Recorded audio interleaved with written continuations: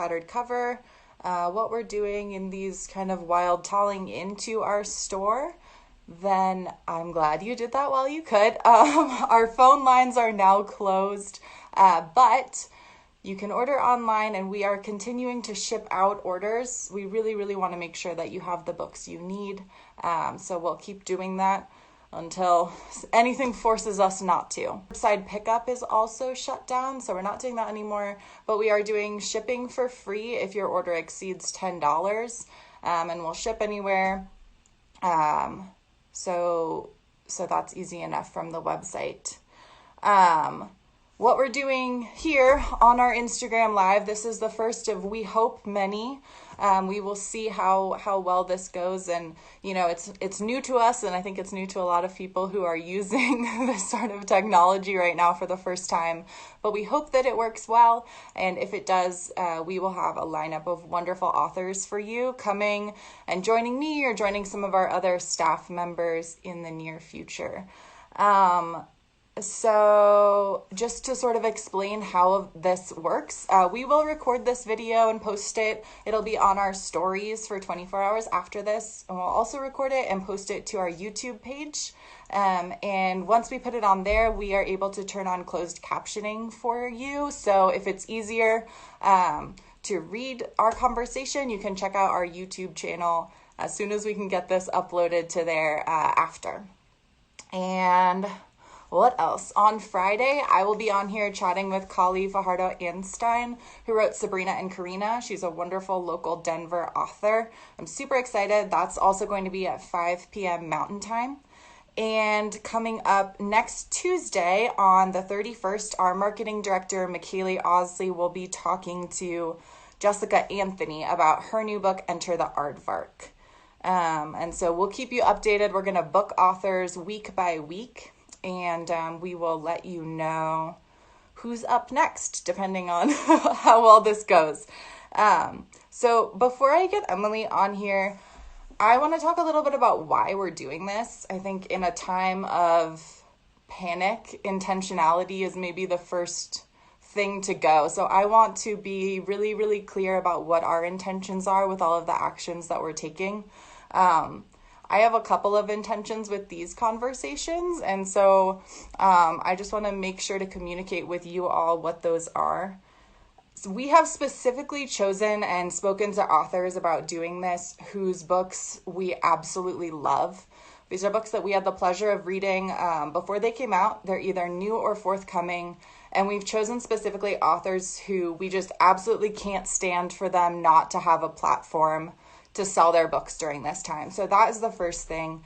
Any author we talk to on here is here because whoever is in conversation with them is obsessed with the art that they're making. The second sort of intention behind this is that we at Tattered Cover 100% believe that art is a survival resource. And in a time when there are a lot of questions about what that means, we want to be absolutely clear that that is our belief. And we have been especially noticing, and I've had a lot of conversations personally in the past couple of weeks about how art is a resource that doesn't have a lot of safety nets. And it is one of the first things to kind of fall away, when we are in times like these where there's a lot of panic and a lot of questions about what's essential, what's necessary. So we are here because art is and has always been our number one priority. It will continue to be. We have no interest whatsoever in deprioritizing writing and all forms of art, and we will use all of our channels to elevate art in this time. And so that goes into sort of the third intention that I have for these conversations. And that is, I see a lot of conversations right now about how sort of small bookstores, any sort of independent business needs you right now. I think that's true. We need your business, but I'm really not interested in participating in the conversation about what we need from you right now. I'm much more interested in a conversation about why we all humans need art and need to participate in community with artists and what they're creating. And I think that has a lot to do with, especially with writers, being world builders. You know, they are the people who remind us of what's possible, who make new possibilities, and that is absolutely essential right now. So that is why I'm here. That's why I'm bringing Emily here, and we're gonna get started right here. So you're here to hear from Emily St. John Mandel. She most recently wrote The Glass Hotel. It came out yesterday. I am so thrilled. And it's her fifth novel. Her last novel was Station 11, which was a National Book Award finalist. It was a Faulkner Award finalist. It was the 2015 Arthur C. Clarke Award winner. And it's been translated into 33 languages. So that's really spectacular. It's reaching all over the world. She lives in New York with her husband and daughter, and I'm going to invite her on here now to chat with me. Hey, it worked. Hey, Emily. Amazing. Hi. How are you? Doing okay. Yeah, quarantine with a 4-year-old is no joke, but things are good. Things are good. Yeah. How is your daughter holding up? She's okay. She's a little stir crazy, misses her friends. Yeah, but we're doing okay. We have a terrace that we can get out on. So even though we're supposed to be indoors or, at our home, we can still get outside. And I'm so grateful for that. So yeah, we're okay. Yeah. Are you having to do the online school and everything? No, she's still in preschool. So I've just kind of been winging it. Yeah, so lots of screen time. Art project.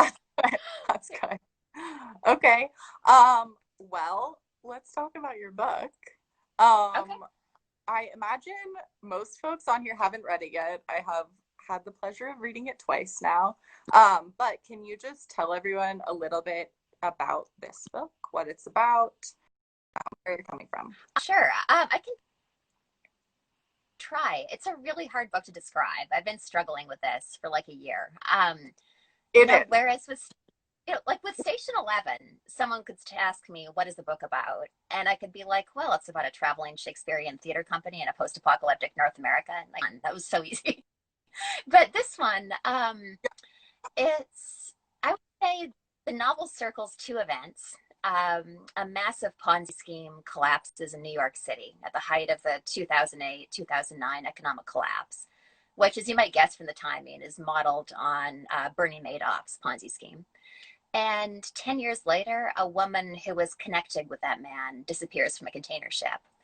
And it's also a ghost story. And all of those things do fit together. But yeah, you have to read the book to figure out how. It's never been easy to describe. But it's a ghost story with a Ponzi scheme and container shipping.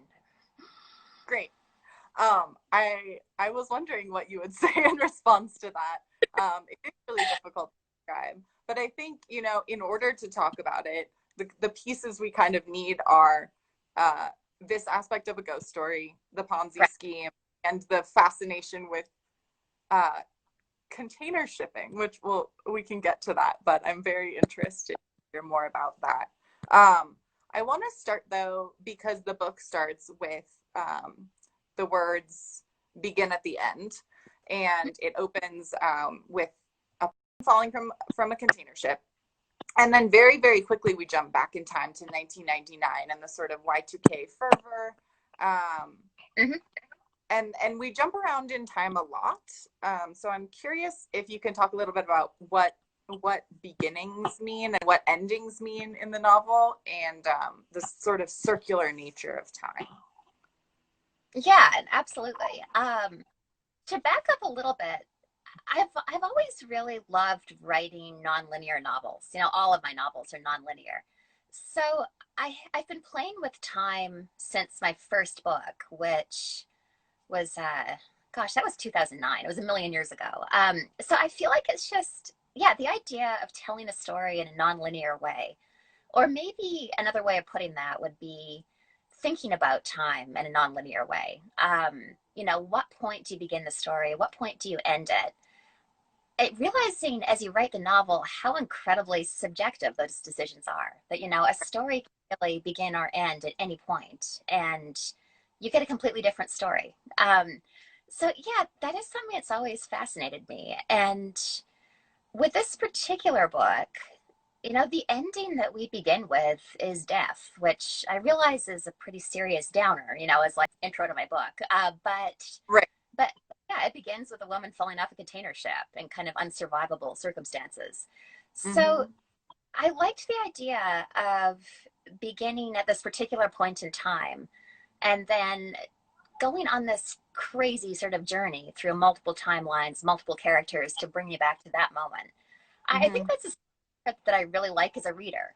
And, maybe all novelists are like me, like we're just trying to write the books that we love to read. So yeah, I've really enjoyed playing with time in kind of a formal way in all of my books. So yeah, with this book, begin at the end. It's like you begin really in about the last 5 minutes of this person's life, but because it is nonlinear, you do get the person's life, after that.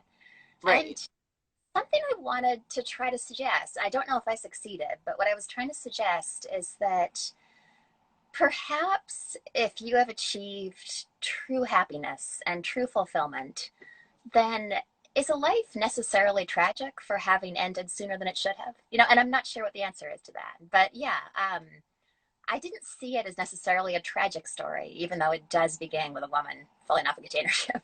Right. Right.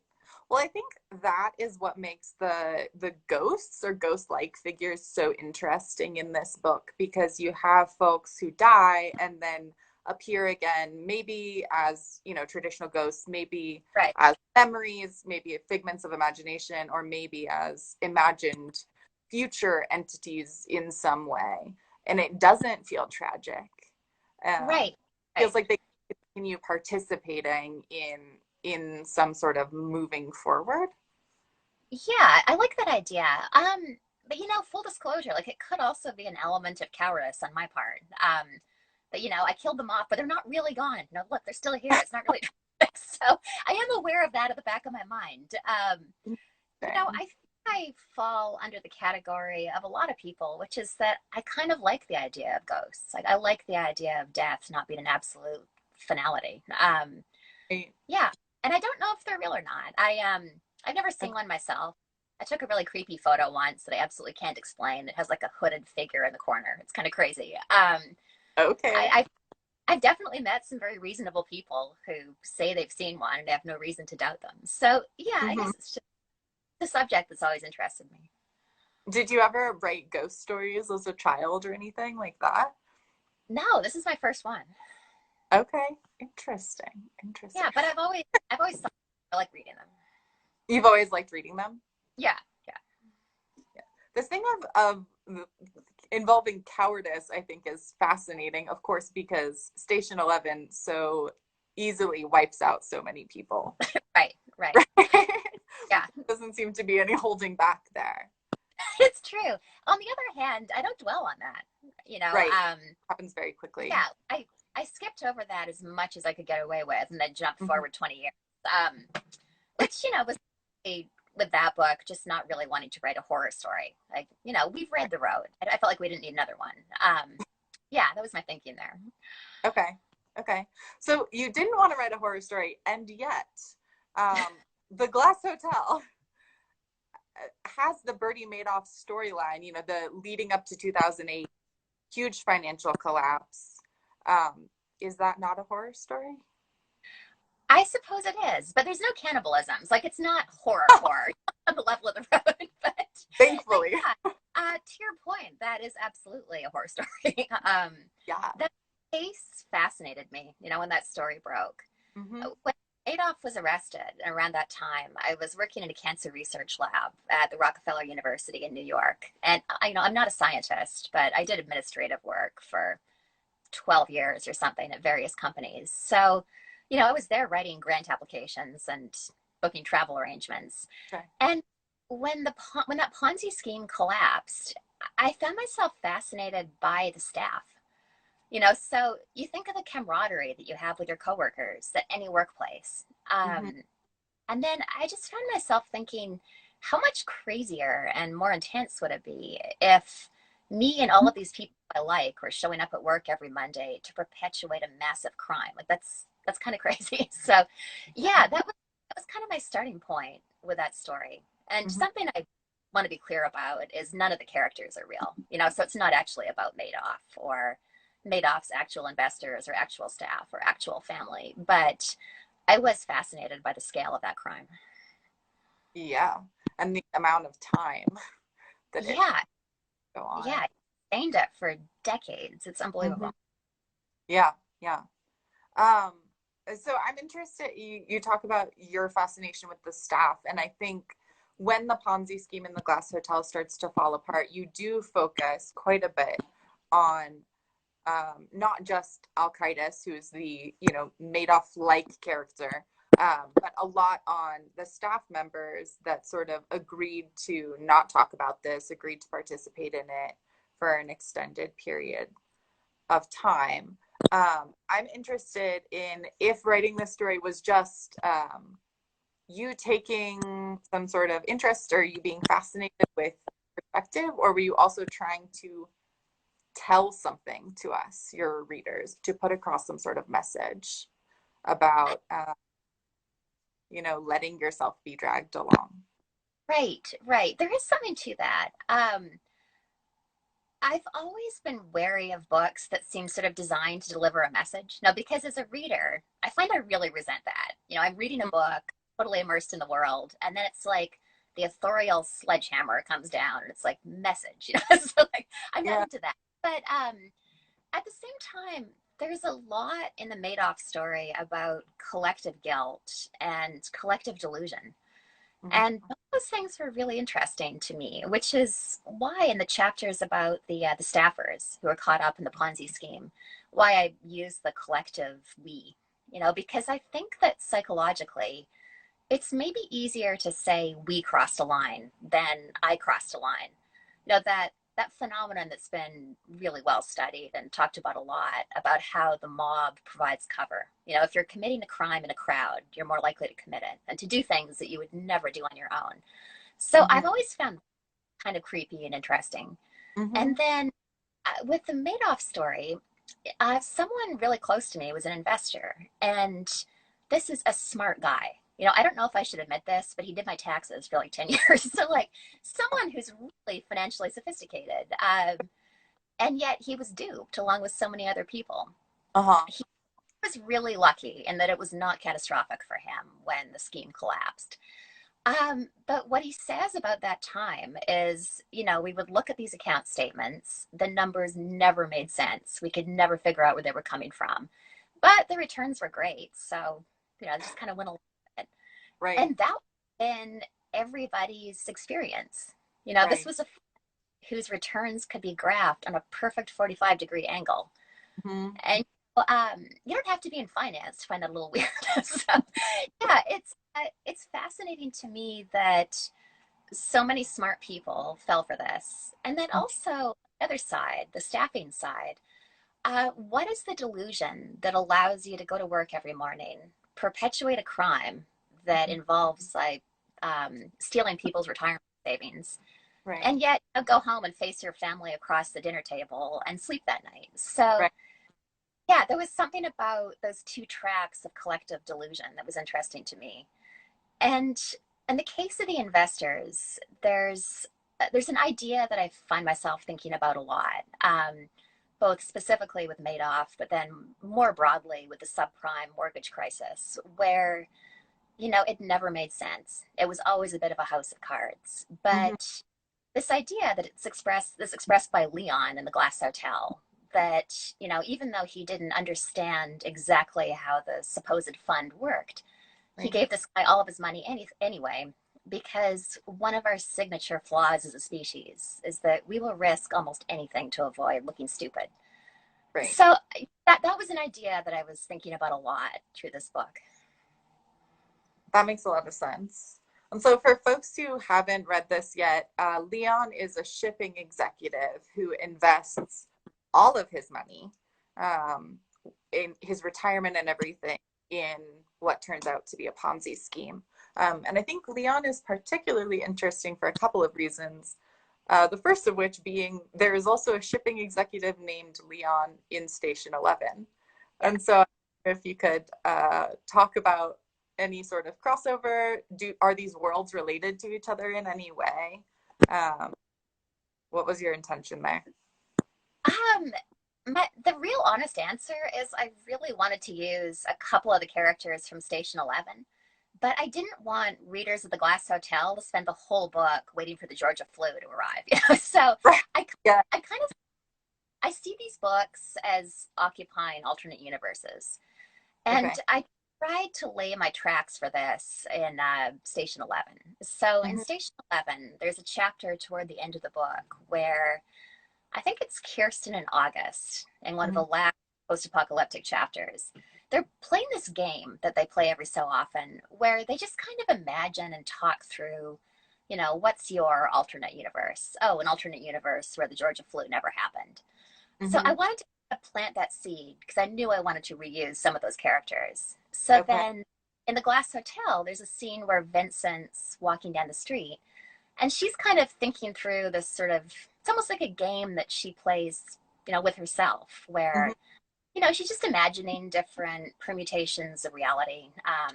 For example, a reality where that terrifying new flu in the Republic of Georgia hadn't been quite so swiftly contained. So, yeah, Mm. I just want to use those characters again. And I know that will probably be confusing to some people because it's sure easy to just miss a line, in the context of a 300-page book. But that was my Sure. intention. That is fascinating. I love that. I was so thrilled to I just picked up Station 11 again yesterday, and I was thrilled to come across sort of some of those little details and follow the brain trail or something. Right, Wondering. right. It makes me think, of course, also of when Al Qaeda is in prison after the Ponzi scheme falls apart. He imagines all of these counter lives for himself. I think that's what you call them.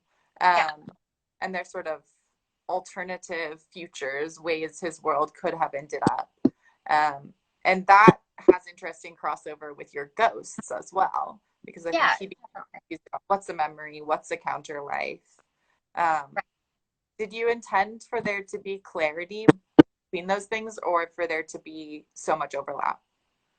Um, I'm okay with a bit of mystery there. Like, yeah, the idea of the counter life, it partly, as readers who've read Philip Roth might have guessed, it came out of my fascination with Philip Roth's novel, The Counter Life, which is, for anyone who's not familiar, different permutations of a life, sort of like theme and variations.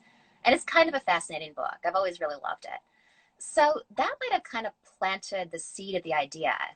But then I was kind of fascinated to come across that word again, counterlife, which I think I'd always assumed that Roth had made up. But I found a definition of it online somewhere as your counterfactual life, the life you didn't live.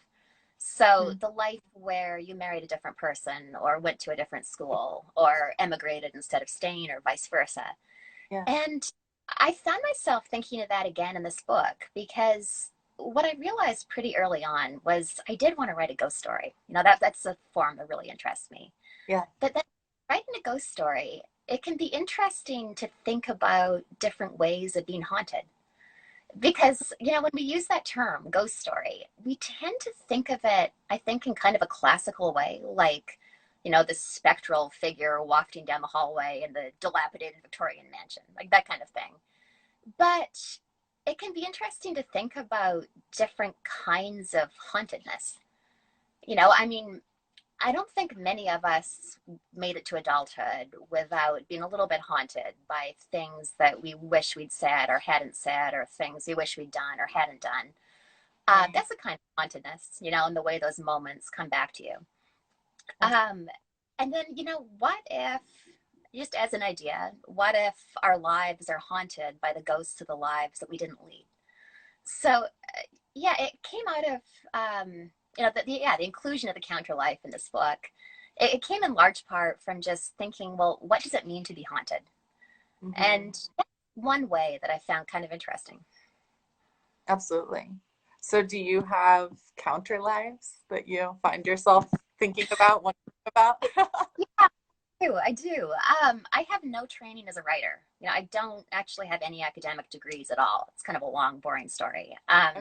I was going to be a dancer. That was my first career. So I trained really intensively in ballet and then contemporary dance. My post-secondary education was the School of Toronto Dance Theatre, which is a conservatory program in contemporary dance in Toronto.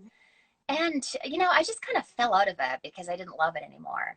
But there is a very easily imagined version of my life where I didn't fall out of it, where I stayed with dance and where I'm a dancer in Toronto instead of a writer in New York.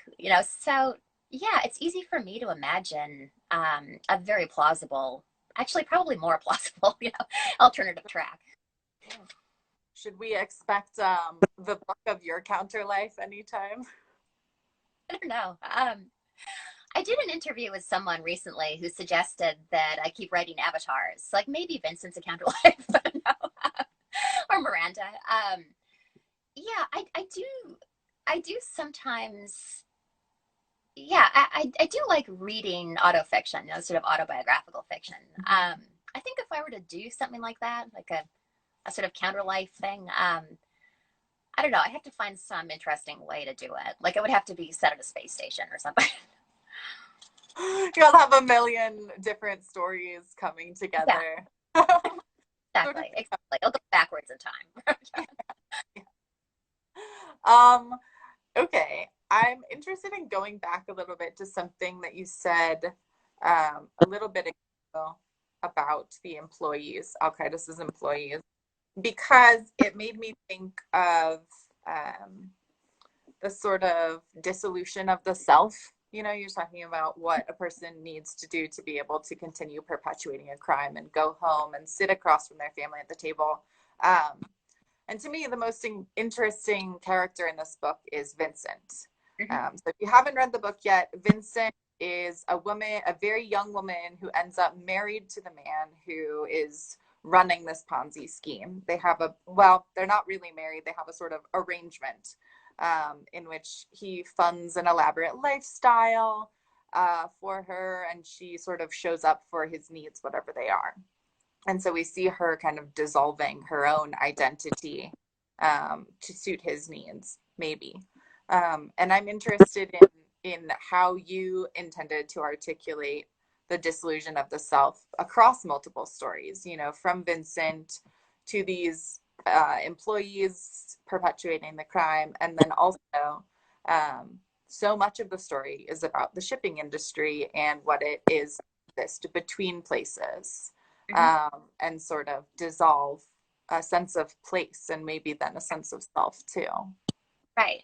Yeah, that's an interesting parallel. To start with Vincent, you're right. Like she does kind of subsume herself in a way. She's a different person with Jonathan, her sort of pretend husband, than she might otherwise be in the rest of her life. But aren't we all? Like that's something that I find myself thinking about a lot because, I'm a different person here talking to you in a sort of performative setting, than I would be with my family. All of us are different at work with our coworkers than we are with our closest friends. So I don't know if it's necessarily a sort of dissolution of self or more like a compartmentalization, just you've kind of got your version A, version B, version C. I don't know if any of those are false though, or if it's just that there is an element of performance usually, depending on who you're with at a given moment. So that's kind of what I was thinking about with Vincent. But I love that parallel you drew, between the dissolution of the self, particularly with those Ponzi staffers and the shipping industry.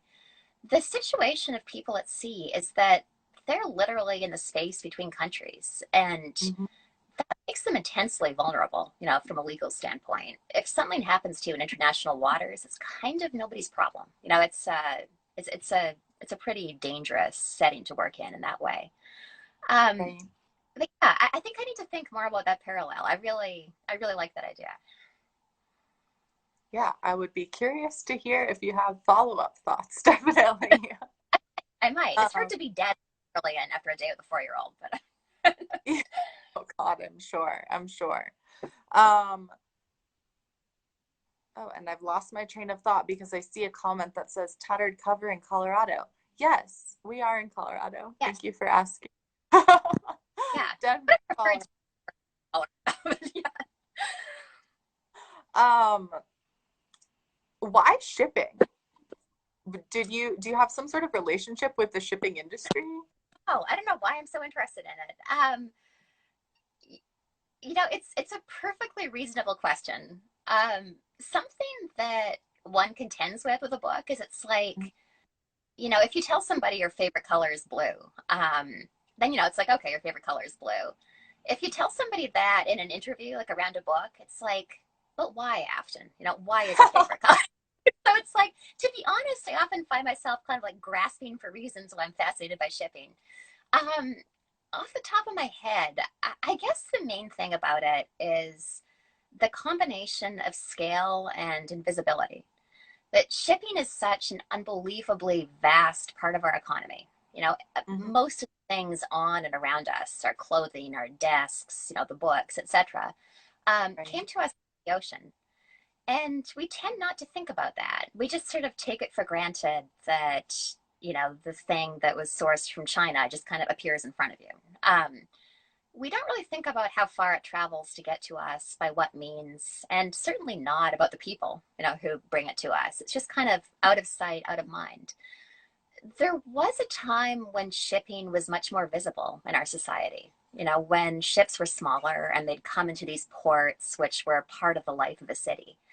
But Right. as ships have become more enormous and needed deeper and deeper ports, they've they've sort of been forced out of our cities. So Right. now big ships aren't coming into the South Street Seaport in Manhattan.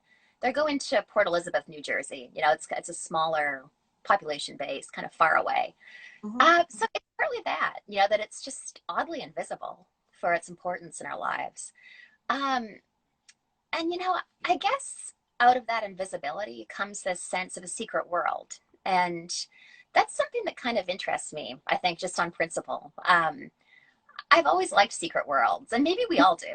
Those of us who love books, that's a major draw to reading a novel, for instance. Yeah, when I was a kid, I look back and I realized that a lot of my favorite books were about secret worlds. The Chronicles of Narnia, where you go through the back of the wardrobe, or yeah, or the Secret Garden. To be super explicit about it. So yeah, I guess it's the secrecy and the invisibility combined with the vastness of it. Okay, that makes a lot of sense. Does it cross over to um, other things that transport, trains, planes, travel in general, the invisible, Yeah, or yeah. strictly the It's funny. I'd never thought of that parallel, but yeah, I do find myself. I do like those things. There's sure a lot of airplanes in Station 11. yeah. And yeah, I've always loved trains. I immigrated to the U.S. by train. It has like a certain place in my heart as a mode of travel. Okay. You obviously are talking about books that have meant something to you as a result of being, escapes into secret worlds. And in the Glass Hotel, photography and sort of film plays a huge role, I think, especially for Vincent, as a way of her, for her to make sense of her world, or maybe to escape. Um, there's a part early in in the Glass Hotel, when someone gives Vincent her first camera and says that the lens can function as a shield. Um, and it was interesting to think about that, moving through reading this, and realize by the end that maybe it was the least shielding thing for Vincent. Like, her camera was the thing that actually took away the boundaries between her and whatever she gets to. I don't want to give anything away. But I'm curious if you can talk about the role of art and creating art in terms of the boundaries we make for ourselves and others, or perhaps the boundaries we tear down. Yeah, sure. Yeah, that idea of the camera as a shield, that's kind of autobiographical for me. Yeah, I went through a really difficult time in my early 20s, like everybody else on planet Earth. And I had a camera at the time, and I remember taking a lot of pictures, and it did feel like a shield. It was a way of looking at the world through a literal filter and just created, enough distance to get by. Mm-hmm. And even past the point where I needed it for that, I do still, I still love taking pictures. I don't know if they make me understand the world better, but it's something about, maybe it's about having a little bit of control over your world in some way, framing the image, finding a shot. Yeah, so I am drawn to it in that way.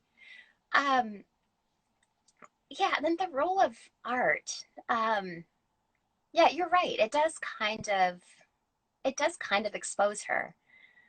And, if I'm being honest here, like I suppose writing a novel kind of does the same thing, where, you mediate the world through your prose. But then when the book comes out, people are like, are you aware that you just opened 25 windows into your psyche and like the way you see the world? Right. Maybe inevitable. And I think it's just a kind of laying yourself open that I think artists go through. It's just kind of part of it where you imagine that you're constructing a wall, but actually we're building windows the whole time. Right. Right. Well, and especially with this book, and just because of its subject matter, I think because so much of it is about what gets filtered through glass, Right. figurative or Yeah. literal glass, but how things are framed by whatever we're looking through. Right, exactly. Which, a parallel there that I think is relevant to the book is how things are framed by memory. That, we like to imagine our memories are these kind of infallible witnesses, but three people can see the same event and come up with three completely different stories of what happened. And Right. none of them are, that's something that really fascinates me. That, just the fallibility of memory is really interesting. Oh, absolutely. I was thinking about that too with reading. So I read The Glass Hotel for the second time this weekend, and it was a completely different experience than reading it, being an advanced copy of it, whatever, Right. 5 or 6 months ago. Because Um, we're in a completely different world than we were. right, right, Yeah. right. Well, when the bounds of your world have framed something completely differently, Right. of let alone memory's fallibility. Right. Right. Um, Okay, I'm curious then to go from there about what art you're taking in right now, and also maybe what art you were taking in when you wrote The Glass Hotel. Sure. Yeah. Um, right now, I've been reading a great novel by Colum McCann called Paragon, Mhm. which I love. I have it somewhere, but it's like under a stack of papers. I was going to hold off the book. Yeah, it's a great novel. It's just really masterfully executed. It's absolutely brutal, and really kind of just like beautifully executed. It's a really good book. So I've been reading that. I don't have a ton of time to read just because all of a sudden everybody with kids is like homeschooling, so that's that's been time consuming. So um, one thing that I have been taking in a lot though is music. So Okay. one of my favorite composers is Max Richter. He's an American composer whose work, I don't know, maybe you describe it as somewhere between classical and ambient electronica. It kind of moves between both. Hmm. But he has this album called Sleep, and it was composed as something that you're supposed to sleep to. It's an 8 hour long album. It's Okay. supposed to mimic the rise and fall of the sleep cycle, I guess. It's just the most beautiful, incredibly soothing music. So in the background a lot these days. And then while I was writing The Glass Hotel, it took such a long time to write this book. It was about a 5 year marathon, whereas Station 11 was only about 2.5 years, and that was about my average, before The Glass Hotel. So yeah, I consumed a lot of art.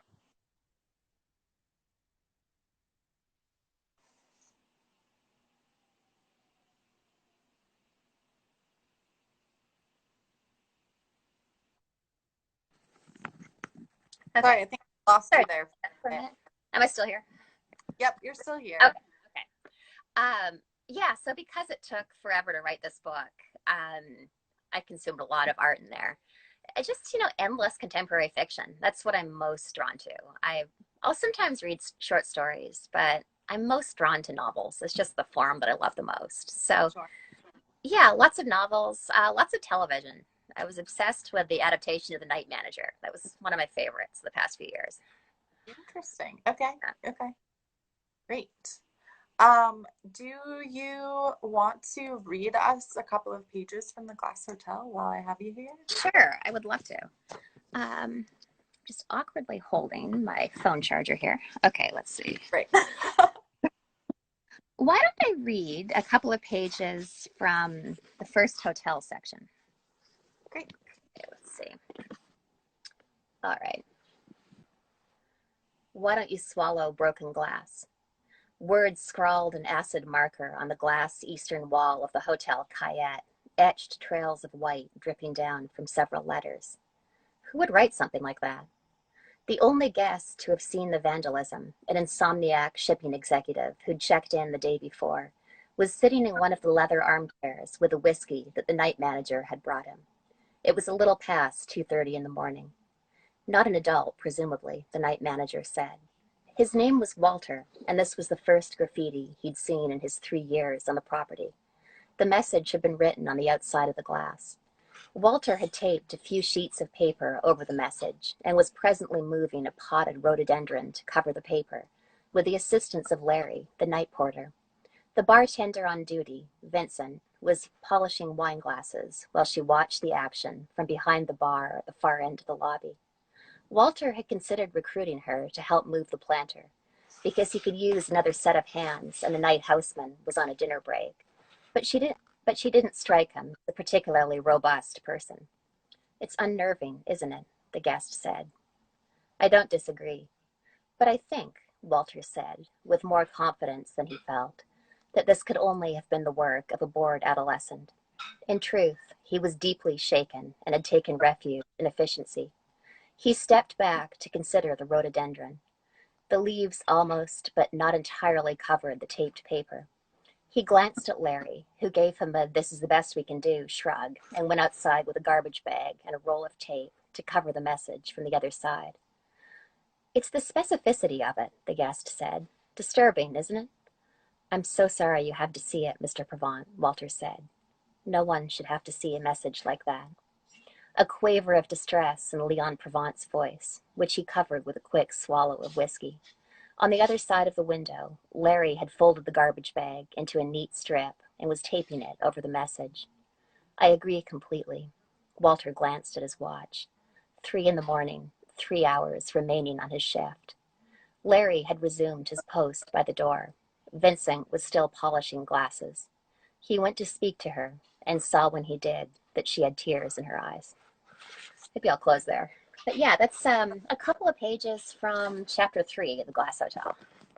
And I think with those couple of pages, you get at, an introduction to two of the biggest mysteries in the book, which are who wrote that and why, and also why the message, right? Where does this notion of eating broken glass come from? Yeah. Yeah. So thank you for that. A pleasure. I have a few questions from folks who are here watching the video. Do you mind if I ask those? Oh, no, not at all. Go for it. Great. Also, if you're watching right now and you have a question, if you could submit it to the question box at the bottom rather than commenting it, I will check there once I get through these ones that we already have.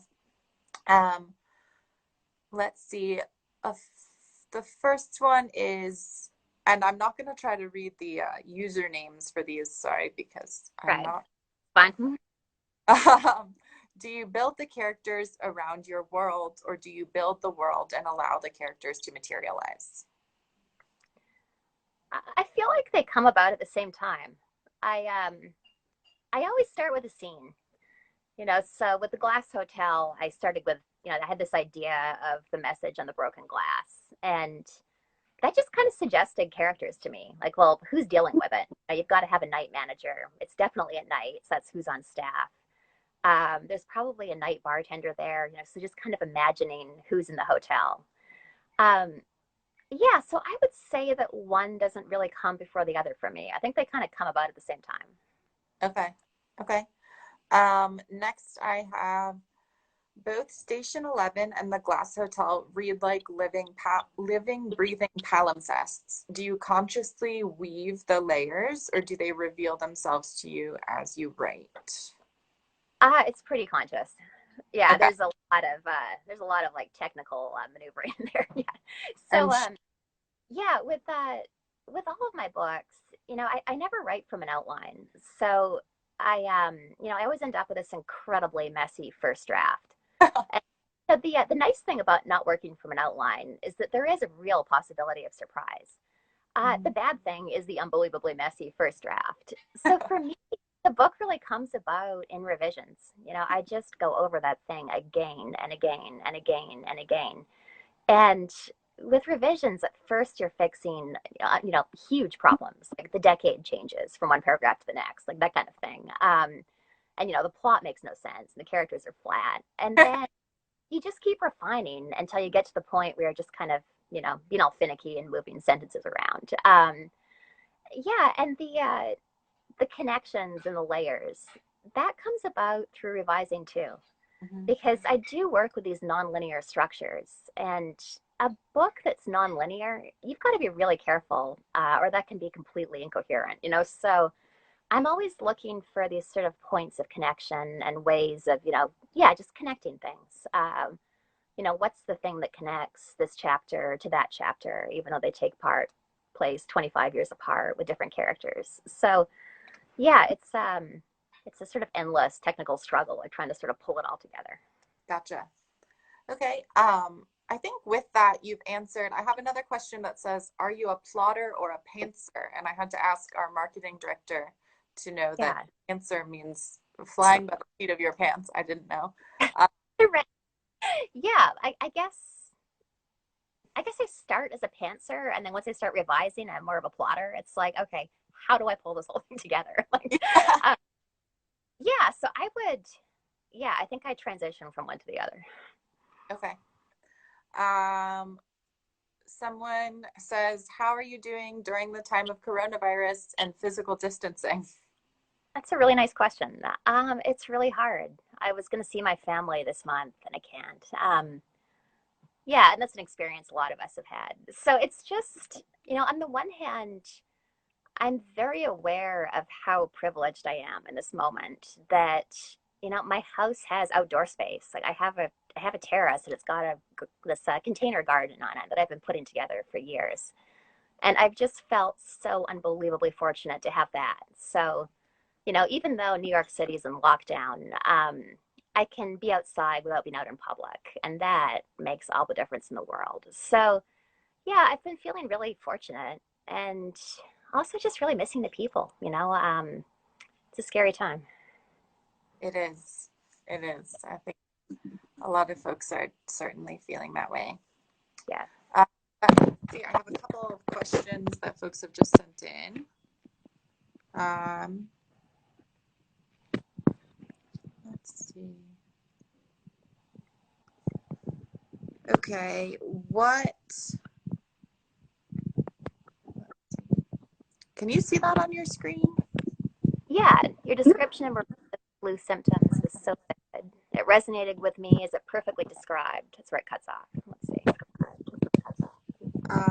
And I actually, as it perfectly just, I don't know that I can see the rest of that either. Okay, sorry to this person. I'm going to grab another question. I shouldn't guess what the rest of it was. Okay. Yeah, I've had the flu. So I just sort of extrapolated it and thought, well, how much worse the flu could be. So, yeah, that's what I was thinking of with Miranda's symptoms. Okay, so the question is, what does your writing routine What does slash your writing process look routine like? right? Let's pretend I'm answering this go when the world was still normal. What it used to look like was I would I have a 4-year-old daughter, so I would do the morning routine with her and drop her off at preschool, which was the school's about a 4-block walk from our house, which is a really nice thing about living in Brooklyn. You can walk everywhere. Um, Although it turns out that makes kind of a pandemic hotspot because that's a, congestion of people. But anyways, yeah, so what it used to look like is I'd walk my daughter to preschool, drop her off between 8 and 9. And then I'd have about 6 hours or so to write and also kind of do everything else. So yeah, write, exercise, answer emails, everything else. Yeah, so that was a fair amount of time. That worked pretty well. I think most writers with kids, our routines around childcare hours just inevitably. Um, but now we're in this sort of brave new, hopefully temporary world where we're all homeschooling parents. And yeah, my writing routine or my work routine, it's kind of been thrown out the window, to be honest. Yeah, I can get, a couple of hours in through the day, maybe an hour in the morning, an hour or so while she naps. And then my evenings have been actually pretty productive. So yeah, I've been working in the evenings now lately. Okay. So are you working on a new project? Yeah, I just started a new novel, like really recently. So there's barely anything there yet, but I'm excited about Okay. that. I've been working these past few months on a TV adaptation of The Glass Hotel, which has been Mm. really fun because it's a totally different form that I've never worked in before. So yeah, that's been really interesting and kind of cool, and it's taken up a lot of my time. Yeah, Okay. so those have been my main. That's fantastic. Well, I'm so excited to see that down the line. We are nearing Oh, the end of the hour, so I'm going to cut it off for questions there and just let everyone know that we have a limited supply of signed hardcovers of The Glass Hotel at Tattered Cover.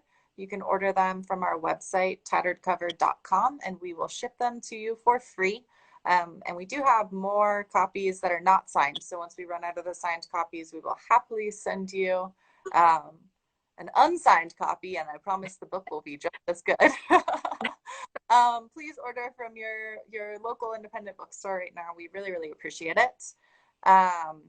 And I'll remind everyone that I'll be in conversation with Kali Fajardo Einstein on Friday about her book Sabrina and Karina, which is coming out in paperback on April 7th. It's available for pre-order now.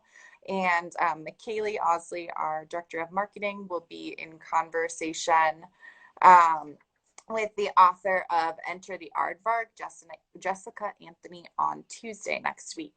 Same time, 5 p.m. And if you're still up for it, Emily, I would love to close this with my very favorite character, Vincent, in The Glass Hotel, was named mhm. for Edna Vincent Millay, Yeah. and you referenced a poem in the book that Vincent read a number of times in her childhood. Would you read us a little excerpt from that? It's called Renaissance. I would love to. Yeah, let me pull it up here on my laptop. Okay, so the point of this poem, for anyone who's not familiar, is that the world's only as big as your mind is expansive. That if you're a narrow, closed minded person, the world you live in is narrow and closed. So I'm going to read the final stanza. The world stands out on either side, no wider than the heart is wide. Above the world is stretched the sky, no higher than the soul is high. The heart can push the sea and land farther away on either hand. The soul can split the sky in two and let the face of God shine through. But east and west will pinch the heart that cannot keep them pushed apart. And he whose soul is flat, the sky, will cave in on him by and by. It's an amazing poem. She wrote it when she was about 19 years old, and it catapulted her into a new life. So it's a wonderful piece of work. It's incredible. I highly recommend it to anyone reading this book. It's called Renaissance by Edna St. Vincent Millay. And thank you so much, Emily, for being here and for chatting with me. Pleasure. Thanks We for really, everybody. yeah, of course. And everyone is able to watch this video on our Instagram for 24 hours, and then it'll be on YouTube with closed captioning shortly thereafter. So thank you so That's much. great. Bye. Thanks. Good night.